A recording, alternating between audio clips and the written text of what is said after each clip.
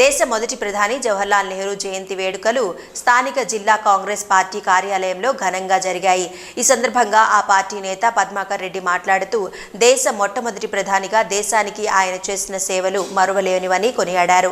ఆ కాలంలోనే పిల్లలను క్రమశిక్షణతో విద్యను అభ్యసించేలా ప్రణాళికను రూపొందించి విద్యార్థుల రేపటి ఉజ్వల భవిష్యత్తుకు పునాదులు వేశారన్నారు। అందుకు ఆయన పుట్టినరోజు బాలల దినోత్సవంగా పిలుచుకుంటారన్నారు। ఈ కార్యక్రమంలో సుడా చైర్మన్ కోమటిరెడ్డి నరేందర్ రెడ్డి పార్టీ నేతలు కార్యకర్తలు పాల్గొన్నారు।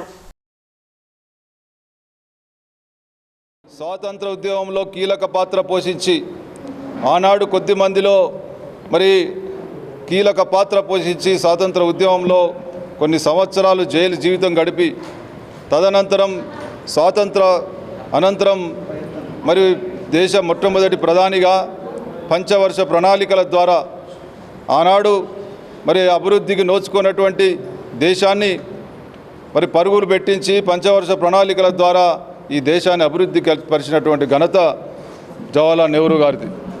వారి అడుగుజాడల్లో నడుస్తూ వారు ఆనాడు ఇచ్చినటువంటి పంచవర్ష ప్రణాళికల ద్వారానే దేశం ఈరోజు అభివృద్ధి బాటలో నడుస్తూ ఉంది। కాబట్టి ఇవాళ ఉన్నటువంటి భారతీయ జనతా పార్టీ ఈ దేశానికి స్వాతంత్ర ఉద్యమంలో చేసినటువంటి సేవలన్నింటినీ కూడా జవహర్లాల్ నెహ్రూ గారి మీద విషం కక్కుతూ వారి ప్రాధాన్యత తగ్గించే క్రమం గత కొద్ది రోజుల నుంచి చూస్తూ ఉన్నాం। వారు పంచవర్ష ప్రణాళికలతోని ఒకటి అగ్రికల్చర్ మీద కావచ్చు, రెండోది ఇండస్ట్రీ మీద కావచ్చు, తర్వాత విద్యా విధానం మీద కావచ్చు, టూరిజం మీద కావచ్చు, అదేవిధంగా రక్షణ విభాగం మీద కావచ్చు, ఇట్లా 5 రకాలైనటువంటి పంచవర్ష ప్రణాళికలు తీసుకొని ఈరోజు భారతదేశం అభివృద్ధి పదంలో నడుస్తుందంటే దానికి ముఖ్యమైనటువంటి కారకుడు ఎవరంటే జవహర్లాల్ నెహ్రూ అని చెప్పక తప్పదు।